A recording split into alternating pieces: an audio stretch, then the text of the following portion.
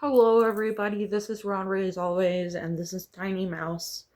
I've been seeing that Tourette's syndrome has been a hot topic lately, particularly the 10% of people with Tourette's who have coprolalia. I am among the 10% of people who have coprolalia. My Tourette's sometimes says slurs. More often than that, it says death threats.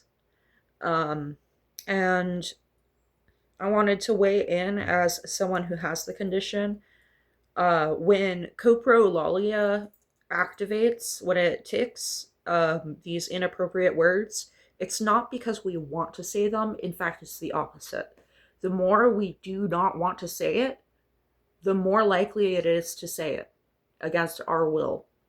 And um, I remember that the conversation I had with my older sibling last year when I was getting ready to go on family vacation for the first time since I got diagnosed and subsequently started suppressing my tics less, and uh, it became more likely for my Tourette's to be active in front of people. And as a result of me, going through um, what I call a tic explosion, where I just suddenly had like it used to be mild and then it became moderate to severe when I was 21. Um, I am now on 5 different medications, and 3 of them coincidentally treat my Tourette's, and now it's back to being mild. But I wanted to warn my family before I went on a week-long vacation with very thin walls that when I lay down to sleep, my Tourette's shouts death threats at the wall. And it's best that I sleep in a room by myself and not share a room with anybody else, as much as I would love to have a sleepover, because I'm more likely to keep somebody awake because of my Tourette's, especially if I drink coffee in the evening. I'm gonna kiss your toe beans. I did it. I kissed your beans. Um, yeah, the more I don't want to say it, the more likely it is to happen. So if you give me a hard time about a tic, it's more likely to go off a second time. I remember there was a video of Sweet Anita. She was at the airport and her coprolalia was going off, and she said, "I have a bomb." And one of the security officers said, "Don't say that." And of course, her Tourette's, in reply to him saying, "Don't say that," said it again. Because if you have coprolalia, telling somebody not to say it is going to make it happen again. The more pressure you put on someone to not say it, the more likely it is to occur. Um, I thought we had this discussion in 2020. Do you guys need to be reminded every 6 years that people with Tourette's do not mean to be harmful? Um, I remember one time I was in rehab, and I explained to everybody ahead of time, hey, my Tourette's flips the bird, um, usually at objects, but I don't want you to get mistaken and think that I'm flipping the bird at you. And everybody thought it was kind of funny and endearing that my Tourette's did that, so I was in the clear. But there was this one young lady who was younger than me. She was 19. She turned 19 while she was there. Um, she she didn't believe I had any real Tourette's. Um, she really didn't like me for no reason at all. Just looking for someone to lash out at. And I remember they brought her and I into a room with 2 different counselors in there, and we were trying to work out our differences, and she was not having any of it. And she said some really, really gross, toxic things to me. And so as I was walking out of there, I flipped her off voluntarily because having Tourette's that flips the bird does not mean that I'm incapable of flipping the bird when I want to. It just means it also happens when I don't want it to. But she saw me voluntarily flip the bird when it was context appropriate, and decided that meant that all the times that I flipped the bird from Tourette's were fake.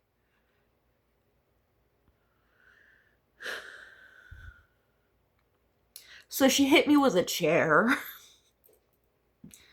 She hit me with a chair, and they talked me into not pressing charges.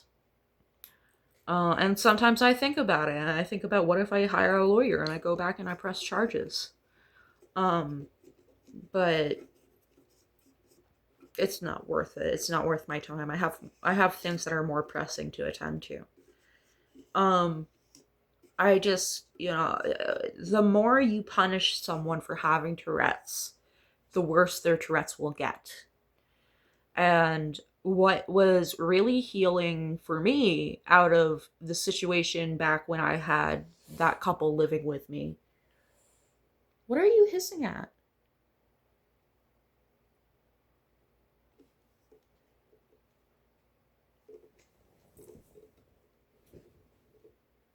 What are you hissing at? Okay, that was weird. What was I saying? Oh yeah, what was really healing for me when I had that couple living with me was that they understood my Tourette's was involuntary, and it just has really uncanny timing. Um and sometimes the worst character in a show would come on screen, and my Tourette's would flip him off and say KYS, suey baiting him. And it's a character on a screen. It's not a real person in front of me, mind you. So I'm suey baiting a character on the screen while flipping him off. That seems like something that would be a genuine reaction from someone watching the show towards the worst character of the show. And so it was just really uncanny timing. And I would always, it would be like, KYS. Oh! Every single time. I would panic and cover my mouth, like, oh my god, did I really just say that?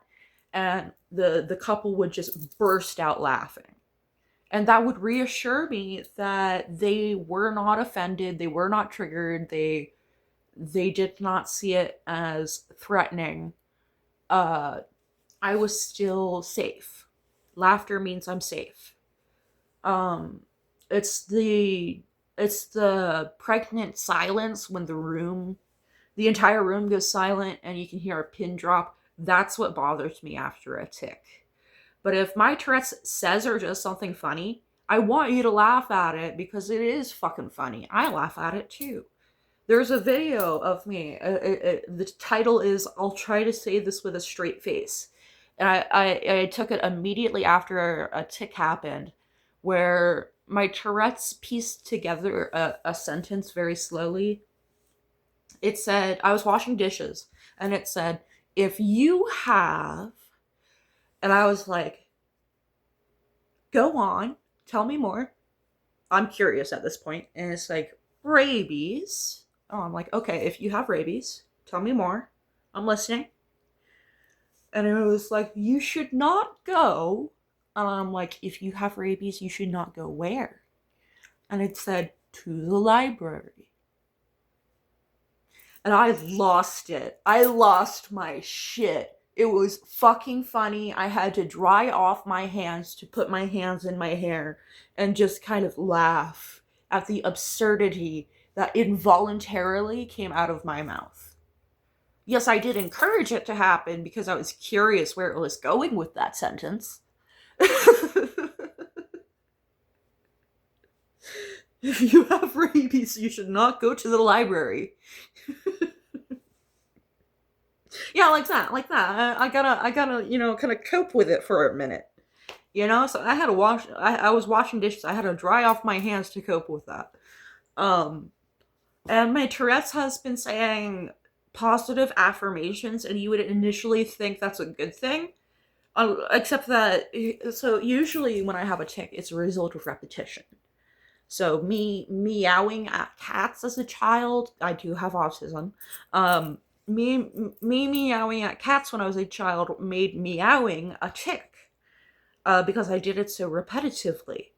And giving my dog a new command, uh, sometimes the command word will become a tick for a while until my Tourette's runs it through the ground to the point where it's no longer functional as a dog command. That's pretty annoying. But these positive affirmations I have never said before in my life. It is not a result of any repetition that I've been doing. And it's also uncanny what voice it says these in. Because initially it was saying, your time is valuable, in the same tone as it used to say, your time is up. And now it's been saying, your time is sacred. But it's like it's playing this game of make some noise or whatever it's called, on dropout television, where they'll give you a line and then it'll be like, okay, now so and so, give me more. And different directions on how to deliver the line. It's like it's ad-libbing different directions. So sometimes it'll say your time is sacred in the tone of voice of your shoe is untied. Your time is sacred. Sometimes it'll say it as if refuting an insult. Um, your time is sacred. What else? Um, there was another one that I don't remember. It's just been saying it in as many different tones of voice as it can think of. Um, and I'm confused by it, to say the least. Like, where is this tick coming from? I don't understand the science behind what's going on, and that's what befuddles me the most, is that I would understand the science if it was saying the N-word. But it's not saying the N-word. It's saying positive affirmations that I didn't come up with, that I have not been saying. And it used to say death threats in the mirror. Now it's saying positive affirmations in the mirror, which is where you're supposed to say the positive affirmations. So it's like, what is going on with my nervous system? Well, anyway, I hope this has been educational and entertaining at the same time. The guy at the BAFTAs, he did not mean any harm. If anything, he was trying his hardest not to say what he said. And the harder he tried not to say it, the more likely it became um, to actually occur. Um, and the real villains here are not the people who have Tourette's who say words inappropriately because of their Tourette's, but rather the people who could have censored the broadcast before they broadcasted it, like they did with the phrase "Free Palestine," but instead they chose not to. So they could have censored this man's Tourette's so that he didn't have to apologize to national television. And they chose not to. And they're doing it to distract you from what's really going on in the world. Because they did it back in 2020 as well. We all remember what happened in 2020.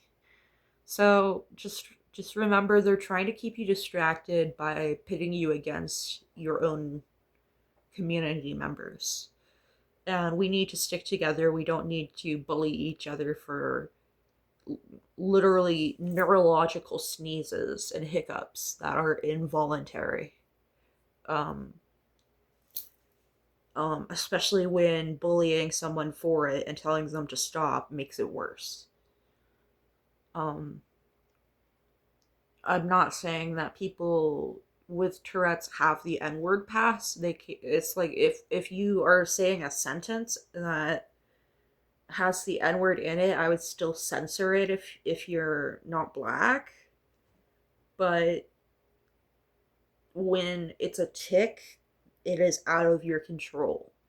It is not something that you can just willpower away.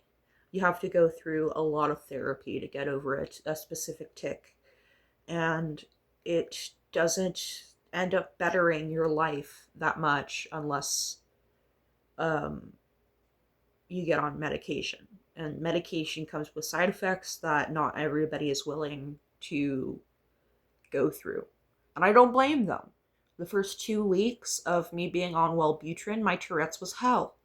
And now it's a lot better now.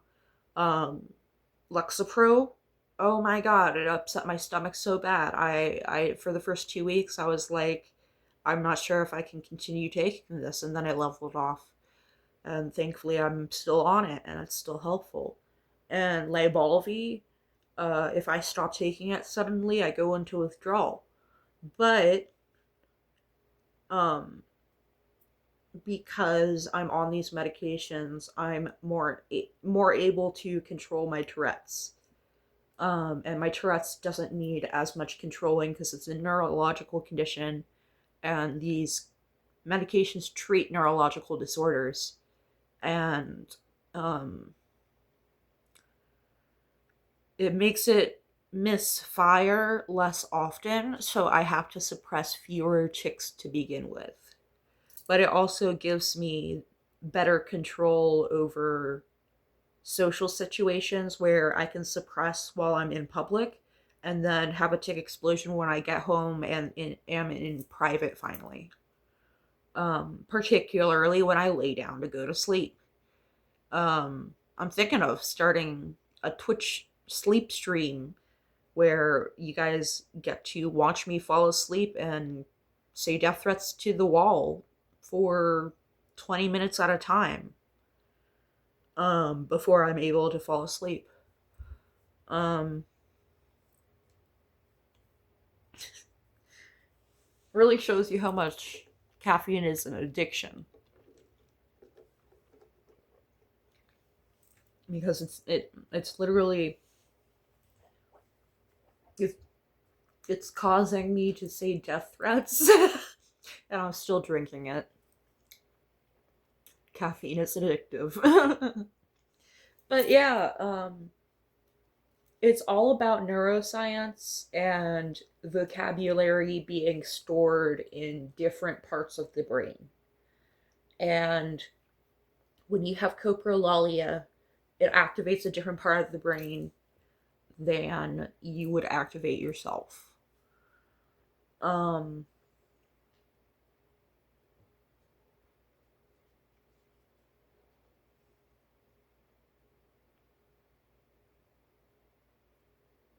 I heard a cat noise and I don't see my cats.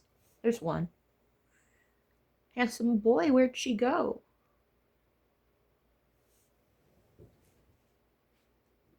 Oh, there you are. Hold on, let me show you.